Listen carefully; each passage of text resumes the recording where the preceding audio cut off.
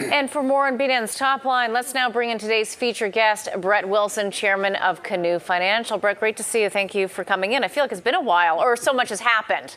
I think so much has happened. Every day is an adventure in Canadian politics. So what's your latest reaction to the news, even just over the past 24 hours, with Premier Notley saying we might restrict energy supply to British Columbia, Saskatchewan backing up Rachel Notley? Where do we stand? This is better than backing down on blocking their wine from coming into Alberta. I mean, that was sort of in my mind, it was sort of a first cut at saying we too are offended by the actions you're taking, but now it's getting into it's that classic case of the inmates running the asylum. I saw Weaver's interview with you yesterday, and some of his arguments were somewhere between grade 2 and grade 3 in terms of pedantic positioning about NIMBYism, pretending that the coast of British Columbia is their exclusive domain. It's not Canada's coastline, and a lot of conversations right now that are getting deeper and deeper into really dangerous conversation. We need to bring back the brinksmanship, put everybody in one room and say, hey, we've got to solve this for the benefit of a place called Canada. Well, that was what was supposed to maybe happen on Sunday in terms of getting everybody in the same room. What's your reaction in terms of what was or wasn't accomplished on Sunday? I don't think that our current Prime Minister, soon to be replaced, dealing with the current leader of BC, soon to be replaced, dealing with Rachel Notley, the one leader in all of this that I actually respect for her thoughtful, logical position. She has now taken the point of getting organized so that we could, BC and Saskatchewan, or BC and Alberta and Saskatchewan could block or restrict, choke, if you will, the amount of fuel going into British Columbia. But the reason things failed on Sunday was that we'd let things go so far that the positions are entrenched, but they're not entrenched in logic, they're entrenched in silly. The positions taken are, especially by British Columbia and the environmental extremism, they forget completely that there is actually an oil and gas industry running in British Columbia. They forget completely that the largest export point in all of North America for coal is a place called Vancouver. I ship coal through there. One of our businesses is involved. It makes no sense at all, the positions that have been taken. So it's environmental extremism, it's eco-terrorism, it's people who've taken small bits of logic and blown them into massive stories, and they make no sense. We've got to figure out how to come back from the precipice and have thoughtful conversation, because there's still an economic deal to be done. Between that deal getting done and where we stand now, it seems and feels, Brett, as though there's going to be quite a bit of time and distance, because Alberta and BC have dug in their heels, and it doesn't seem as though there's much compromise. When I was speaking with Andrew Weaver, he has twice brought up the fact that maybe if they had refining capacity in British Columbia, maybe that would be a compromise. I don't know if you heard that point that in our conversation, but to me, it's a bit of irony, which I'll bring up with him next time, because he doesn't want the pipeline, but if the pipeline benefits him economically, he will if he can refine the capacity and get value added for it. So in other words, he does have an economic interest, but not one that benefits everybody else in Canada other than British Columbia. He's scrambling. He's holding on by fingernails. So is there a compromise in terms of the positions that the federal government should take? No. Is there a compromise in terms of what Alberta should do? No. Is there a compromise in terms of what Saskatchewan should do? No. This is a federally approved, which is, we are all part of one federation, last I looked. And if BC wants to be the sort of active child, acting out child, the black sheep in the family, that's fine, but they should pay the consequences. And it's not that we're expecting to ever to have to send in our military resources, but when you've got the sheer stupidity of the Suzukis and the Mays and others binding themselves with rope or plastic, whatever, to the gates of, they're illegally trespassing. So when EB comes out, and I'd love to see this guy in the light of day, this is one of the stupidest comments I've ever heard by I don't know if he's elected or got nominated and no one else ran against him, but the bottom line is him to say that what Saskatchewan and Alberta are doing is illegal. He's been blind to everything that's been going on for the last 3 months, 6 months, years, in terms of the blockades that Burnaby's throwing up, all of the BC NIMBYism that's going on. Again, makes no sense, and logic is failing. And so I think we may end up in the courts. But that's what I wanted to ask you about. When you say that Andrew Weaver's holding on by his fingernails, he believes through his constitutional constitutional lawyers that British Columbia has the right to determine whether or not this pipeline can be built. When I've spoken to constitutional lawyers, and I think that many people would also agree that any type of pipeline interprovincial is under federal jurisdiction. I don't know. I mean, it seems as though we've got a couple different opinions here. Most, I think, believe it's under federal jurisdiction. Sounds like you do as well. But I don't know that he's hanging on to his fingernails if he might be right on a constitutional front. What do you know about this? Well, I'm certainly not a constitutional lawyer, but I'm a citizen of a place called Canada.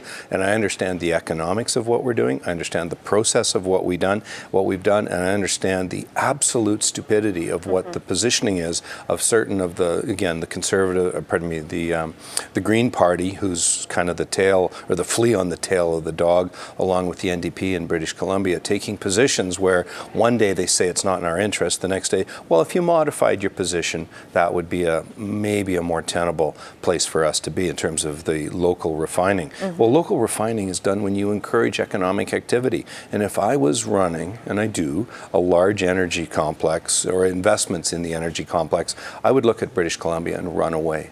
Nobody would invest capital in that kingdom. Well, let me ask you about this because, again, Andrew Weaver doesn't believe, and a few don't seem to believe, I think including our federal government, that money is leaving Canada. And it's not as though they're going to get the phone call saying, we're leaving.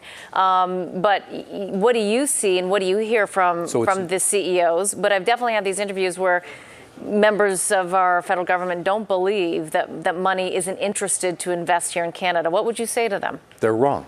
It's very simple. And if they were to sit down and have a conversation with people, so is money leaving town? No, because we've got assets in Canada. So just because someone sells them, there's someone who will buy them. So that's a replacement of capital. The question is, and where we're losing, is new capital. Nobody's standing at the door. You saw the OECD or whoever had just come out saying that the lowest growth rate of all of the major countries in the world, the only country to have its growth rates capped or reduced, if you will, was Canada.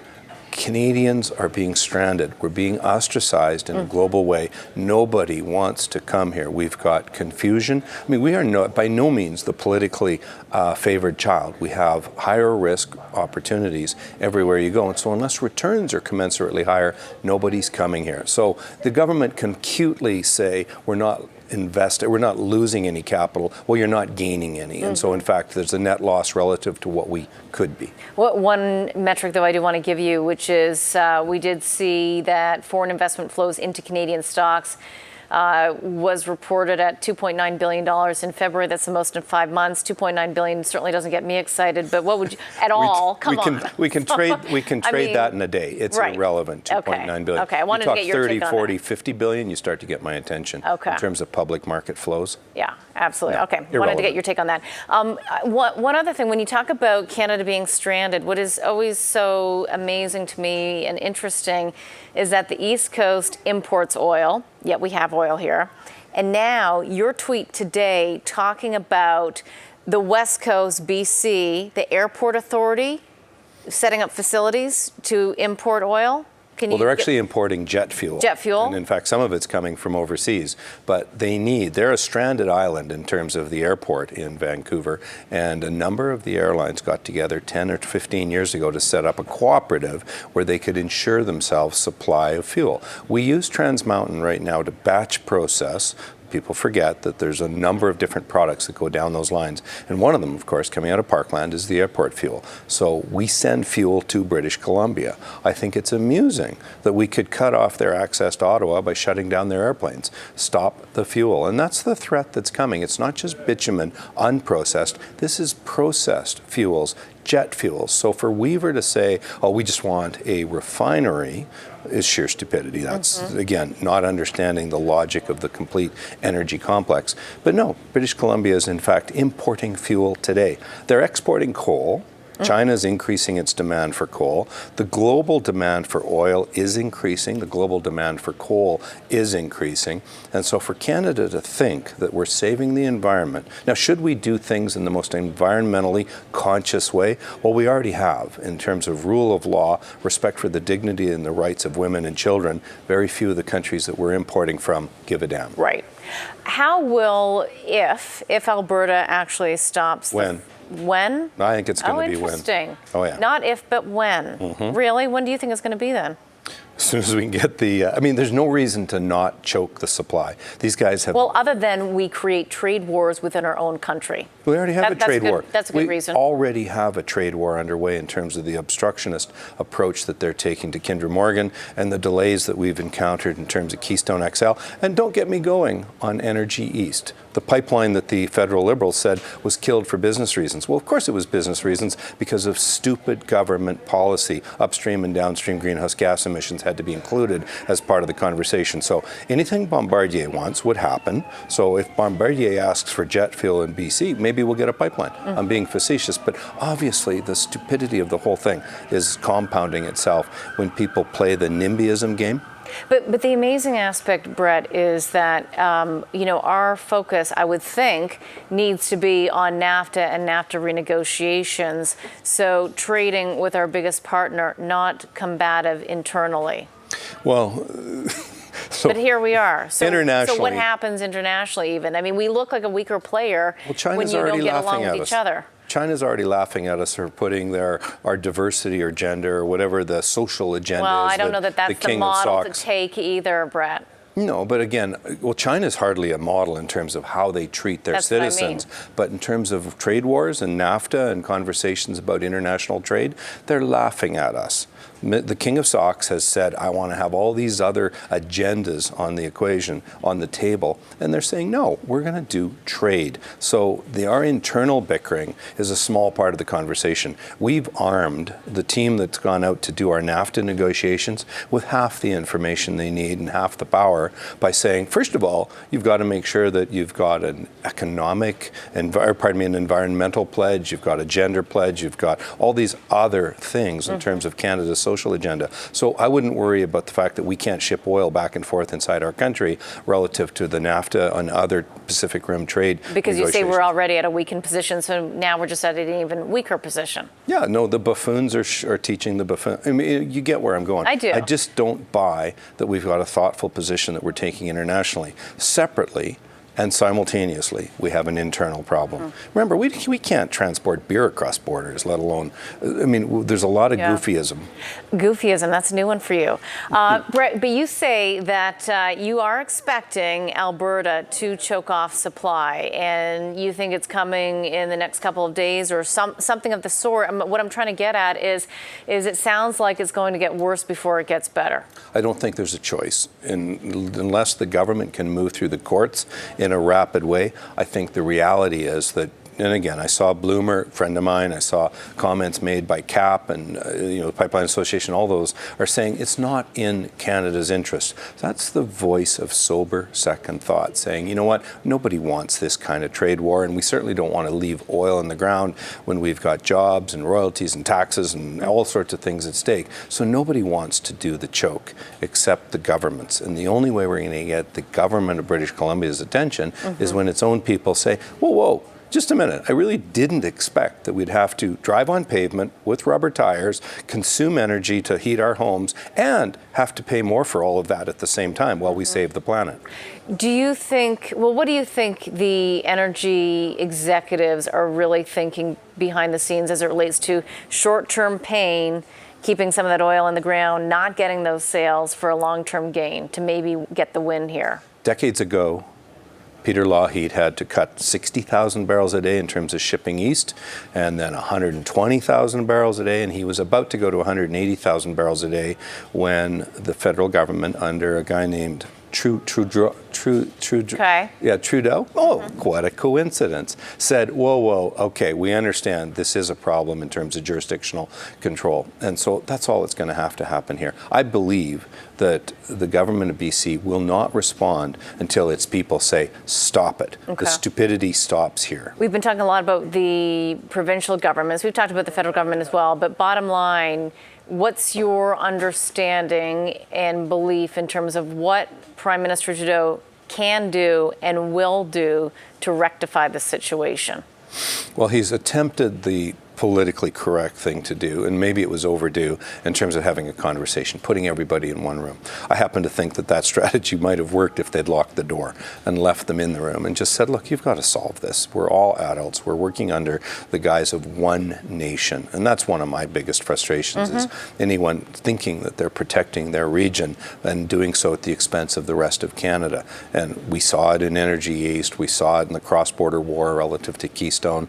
And we see the stupidity of the arguments being used to protect British Columbia, and the argument that bitumen is now the end-all and be-all of environmental destruction, and yet they have no thought to the fact, they give no thought to the fact that they're the largest single coal exporting terminal, certainly in North America, one of the largest in the world.